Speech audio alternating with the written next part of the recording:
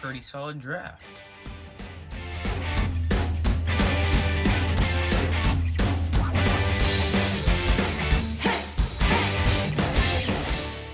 Welcome back to the Team 12 Seattle Seahawks podcast. I'm your host, Team 12s, and today we're going to be talking about what we did in the draft and the players, how I feel about them, and what I think they can contribute to our team in the future and during the present.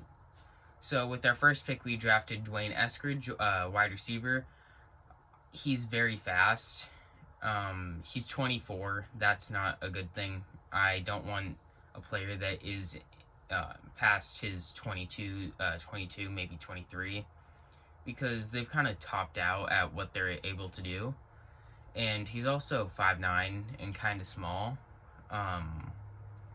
He might get an awakening, and that's the kind of the things that might make him a bust. He's also not that great at catching the ball for a wide receiver.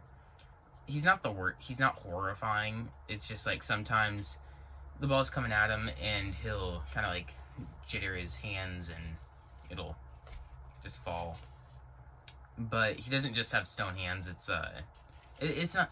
I'm over exaggerating a little bit. Sometimes he makes some great catches where he extends his arms and he catches the ball way up and he jumps. But like again, he's 5'9". If he was 6'1", then that's just a chest throw. But for good things, I think that he makes people look silly with his speed. There's so many plays out there where it's just a simple slant route, like runs 3 yards, runs to the right with a little slant, catches the ball, goes 40 yards to the house, and in the last 10 yards you see eight defenders all running behind him trying to catch up, but they can't.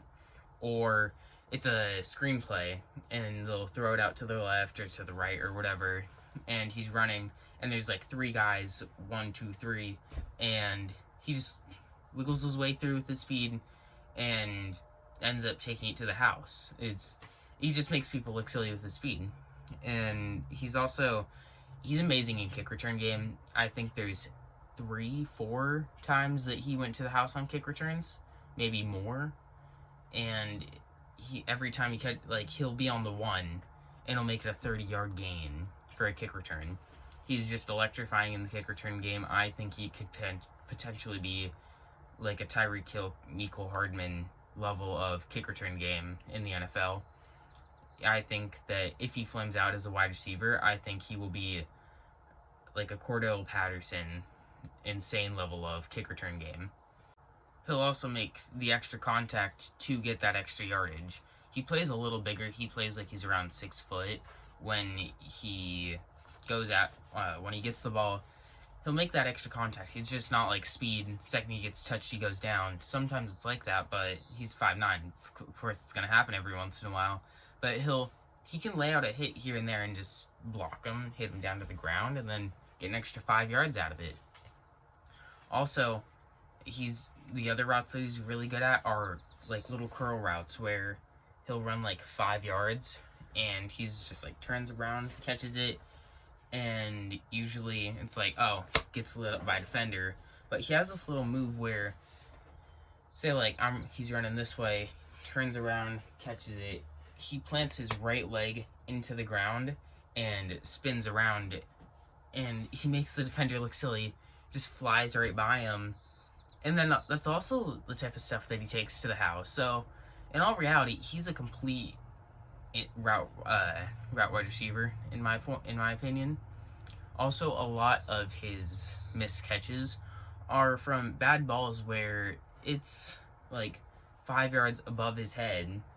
It's like this, you're not gonna catch that, or it's like at his shins. Like it's hard to catch that ball if you're running at his speed, 16 miles an hour, 18 miles an hour, and it's coming at your shins, and you have like I think he has really short arms as well.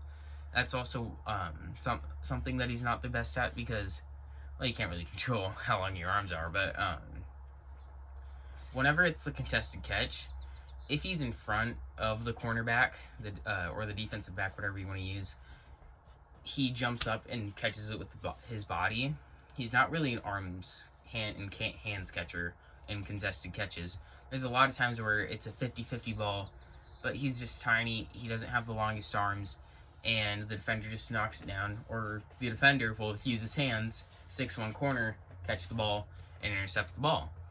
So I don't think we should use him in the contested catch category, as you shouldn't be, because he's 5'9", once again. The second player that we drafted was Trey Brown, cornerback. He is once again 5'9", like Dwayne Eskridge, but he's an amazing, complete Seahawks corner. The only thing that he doesn't have is 6'1", 6 foot height. A lot of people were saying he would have been a first rounder like Greg Newsome and Caleb Farley if he wasn't 5'9". Some of the things I wrote down for him in my notes were he has great speed, flies to get the interception, where like he'll bait quarterbacks into throwing the ball. So there was this one play where he was playing off the person like by 3-4 yards, and out of nowhere, out of the frame, it just flies in, catches the ball, and he just makes the interception. It's amazing. And another one, he has ice in his veins in the final quarters. I think I saw a stat. I think it was 3 game-winning interceptions. I think 2 of them were in overtime for the win. That's great. 3 game-winning interceptions. It's beautiful. And also, whenever he just has a nose for the ball as well. Whenever he's on the field, you'll always see one eye or his head slightly tilted towards the quarterback, and like in his peripheral, he'll stay close to the wide receiver, and he'll jump a route, and you'll see every time, second that ball gets thrown, plants his left leg, cuts to the right, makes the interception, runs 15-20 yards, and makes a great play. He's just a really good Seahawks corner, makes some solid hits, tackles. I didn't really see much on his tackling, so I don't know what to say there. He might be great, he might be good, but who cares? You're getting an interception at every single one of your games that I saw. Every single one, not just his highlights. Like I watched like 4 games of him in his game film. Interception in every single one of those. He had like 2 pass breakups, and he was just blanketed on the wide receiver. So, beautiful Seahawks corner. He fits our scheme really well, and I'm really excited for him to be on the team. And finally, Stone Forsythe, the man that dressed up as Dwayne "The Rock" Johnson once. People can't get around him. I think it's 38-inch arms that he has. He broke DK Metcalf's combine record, because there was no combine, but his arms are longer than DK Metcalf's, like 3 inches. So he's this is one detriment to his play. I think he's 6'9", or he's 6'8". So you're gonna people just gonna duck underneath him. But when it comes to people trying to get around him on the outside at left tackle, you can't. It's impossible with his massive frame, and he's not just like a stone feet just clunking around. He's actually moving. He's shuffling well. So he's just pushing you far back, circling around the pocket, and the quarterback just steps up, makes a throw, dot, perfect. And in the run game, he kills some people in the run game, like flatten down to the ground, just pushing him 5 yards to the right. If it's a run play to the outside, he's just pushing him to the right onto the ground. Sometimes he's also a swing tackle. In 2 of his games, I saw him playing right tackle, and in 2 of his games, I saw him playing left tackle. I think he's a better suit for left tackle, but Brandon Shell or Dwayne Brown is gonna be down for at least 2-3 games, maybe a little more. So we can swing out to Brandon Shell's right tackle position, do really well, maybe even beat him out in training camp, and that's what we love in the Seahawks. Competition is king. So yeah, he's just a little vulnerable in pass blocking, just because The only reason that he's a little vulnerable is because he's just so big. So usually it's the outside run, but people just like cut underneath his arm. That's his only detriment. Literally, just moving his arm fast enough is his only flaw that I really saw. That's his biggest flaw. He can't move his right arm fast enough. When you have that in an offensive tackle that you get in the 6th round that should have gone in the 2nd to 4th round, it's amazing. So I think he will be a great offensive tackle in this league and will take over Dwayne Brown's position once he retires. And overall, I really like this draft. I think this is a B plus grade. What was I gonna say? I don't even know. This is a B plus grade. Last year you had Lewis, not DK. You had Lewis and all those other great players that you drafted, and this year you got these 3 players that I think have a lot of potential. So I think this was a great move, John Snyder, and I applaud you.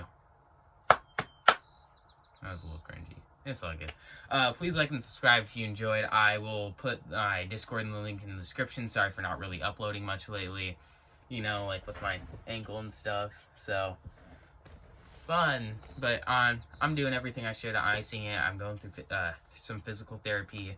It's going to be a minute, but you got to push through these things, and that's what happens in sports. So, I hope you have a good rest of your day, and see ya.